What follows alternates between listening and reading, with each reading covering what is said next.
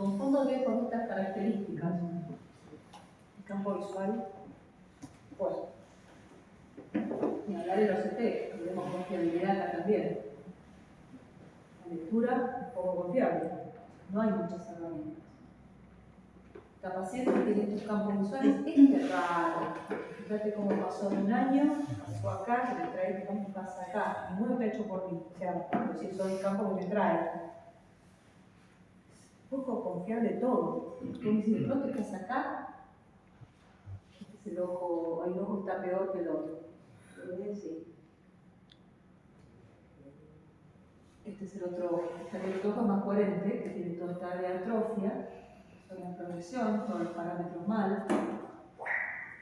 Entonces, fíjense los campos visuales en la miopía. Los campos visuales en miopía se han encontrado que existen defectos que están relacionados a las características anatómicas del fondo de ojo. Entonces, yo tengo un paciente más de menos 3 de miopía o que tiene un fondo miope, más allá de su refracción, tengo que saber cómo debo encontrar de un campo visual normal a un campo visual con defectos sin glaucoma, a campos visuales con defectos típicos de la miopía, como tomas pericapilares, o defectos combinados entre cualquiera de estas cosas. Y eso está determinado por las condiciones del largoaxil, por la presencia de maculopatía miópica y la presencia de estas fibromas. Eso condiciona las características del campo visual. Por eso se hizo un análisis de los campos visuales de pacientes miopes, encontrándose que es cierto, la mayoría va a dar normal, simplemente si sacas el grupo de las miopías malas, de menos 6, con todo normal, ¿por qué te va a dar una mala respuesta al campo visual?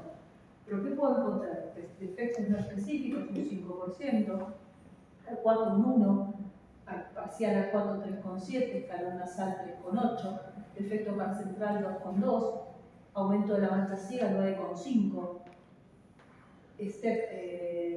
anillo periférico nasal stepper 0,5. Y eso me lleva a este gráfico, que fíjense que según las características del fondo de ojo son los tipos de fotomas que podemos encontrar. Entonces, y estos no son pacientes con glaucoma, esto es pacientes con miopía exclusivamente.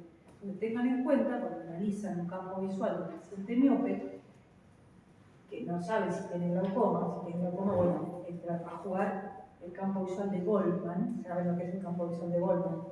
Las perimetrías se dividen en estáticas y cinéticas. Antiguamente las perimetrías se hacían con el paciente quieto, mirando un punto, y lo que se movía era el estímulo, de esta manera, de afuera hacia adentro, trazando lo que se llaman isópteras. Entonces se construían determinados niveles de isópteras, siendo una muestra de la isóptera más periférica, la que determinaba que el paciente mirando así, dibujaba los puntos, y después los unías con una línea dentro de lo que era un dibujo del campo visual, y decías que este es el campo visual del paciente. Entonces vos veías si la isóptera se contraía, si la isóptera era homogénea, grande, o sea, cómo era. Entonces, fíjense cómo cambian los sujetos en función de las características anatómicas. En los altos miopes con campos visuales blancos no confiables, pasa a ser el Goldman otra vez a cobrar relevancia con el análisis de lo que se llama la isóptera periférica, donde uno lo que tiene que ver es si existe o no una contracción de esa isóptera periférica. ¿Por qué? Porque en esos pacientes con alta miopía perdés la valoración central de que busca hacer todos los campos visuales de este tipo. Entonces tenés que pasar a las viejas perimetrías para poder determinar el seguimiento. Entonces, ¿qué problemas tenemos con los pacientes con alta miopía? Baja rigidez escleral, grosor coroideo aumentado, circulación coroidea alterada, tensión de las células laminares por fraccionamiento retinal, compresión de las láminas fibosas, que afectan esos impactos en el campo visual. Entonces, siempre veamos el tema de todas las neuropatía. Existe aparte la neuropatía óptica miópica, que es independiente de la neuropatía óptica glaucomatosa y se produce por tracción de las células ganglionares por estiramiento de los ojos con miopías magnas. Entonces, obviamente, todo lo que es estiramiento o tracción de las células ganglionares o lo que es el tejido nervioso tiene su impacto funcional.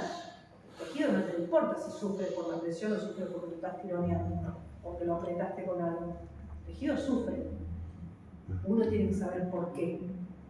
Una neuropatía compresiva, o una glaucoma, o una estiramiento miópico. Van a dar sufrimiento en la capa de fibras, igual y no igual, cada uno con sus características más puntuales dependiendo del compromiso, pero el nervio sufre. Entonces, eso es importante considerarlo y ver cómo impacta zona alfa, beta y gamma en la miopía para ver todo también el efecto de las características que pueden estar en la zona del crecimiento de la mancha. Listo. Esto ya está. Ahora ya de ahora. Con esto completamos lo que faltaba, que era lo del campo visual en glaucoma. ¿Se entendió? Sí. Campo se recuerda, porque es el valor del MD, el FD.